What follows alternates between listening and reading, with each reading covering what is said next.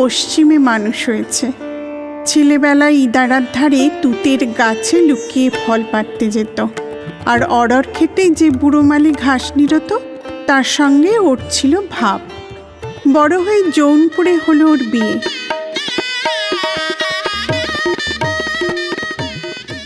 একটা ছেলে হয়ে মারা গেল। তারপরে ডাক্তার বললে এও বাঁচে কি না বাঁচে। তখন তাকে কলকাতায় নিয়ে এলো। ওর অল্প বয়স, কাঁচা ফলটির মতো ওর কাঁচা প্রাণ পৃথিবীর বোঁটা শক্ত করে আঁকড়েছিল। যা কিছু কচি, যা কিছু সবুজ, যা কিছু সজীব, তারপরেই ওর বড় টান। আঙিনায় তার ৮-১০ হাত জমি, সেটুকুতে তার বাগান। এই বাগানটি ছিল যেন তার কোলের ছেলে।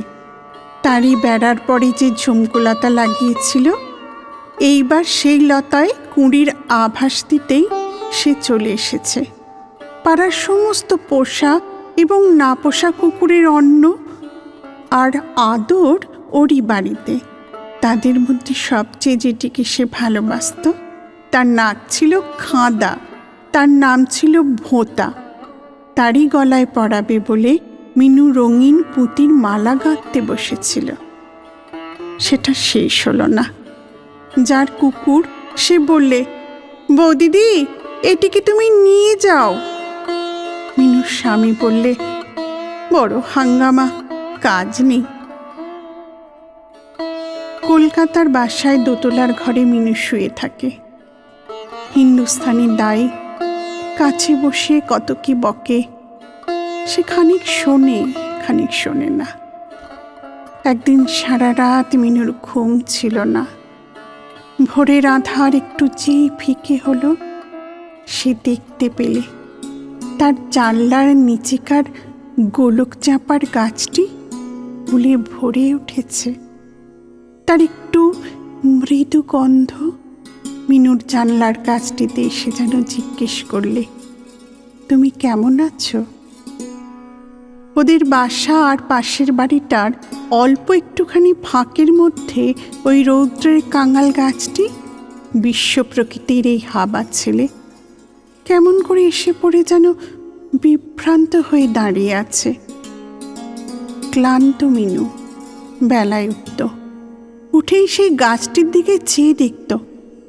সেদিনের মতো আর তো তেমন ফুল দেখা যায় না। দাইকে বলতো, আহা দাই, মাথা খা, এই গাছের তলাটি খুঁড়ে দিয়ে রোজ একটু জল দিস।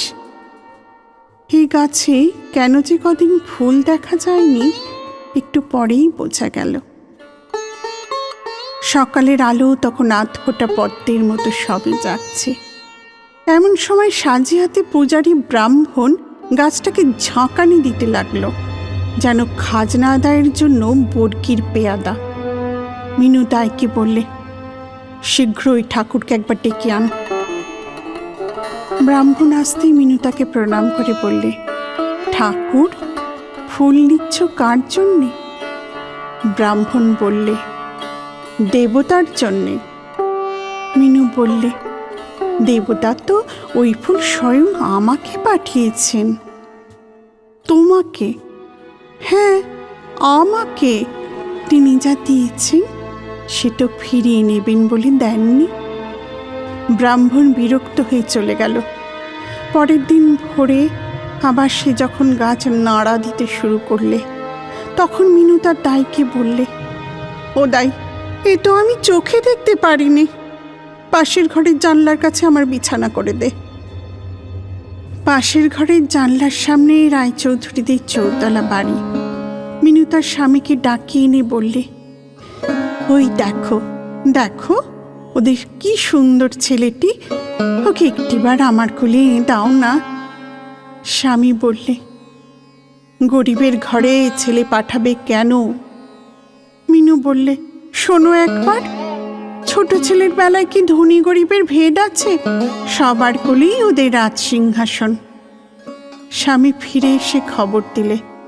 দারোয়ান বললে, বাবুর সাথে দেখা হবে না। পরের দিন বিকেলে মিনু দাইকে ডেকে বললে, ওই যে দেখ, বাগানে একলা বসে খেলছে, দৌড়ে যা, ওর হাতে এই সন্দেশটি দিয়ে আয়। সন্ধ্যাবেলায় স্বামী এসে বললে, ওরা রাগ করেছে। কেন, কি হয়েছে? ওরা বলেছে দাই যদি ওদের বাগানে যায় তো পুলিশে ধরিয়ে দেবে। এক মুহূর্তে মিনুর দুই চোখ জলে ভেসে গেল। সে বললে, আমি দেখেছি ওর হাত থেকে ওরা আমার সন্দেশ ছিনিয়ে নিলে, নিয়ে ওকে মারলে। এখানে আমি বাঁচব না, আমাকে নিয়ে যাও।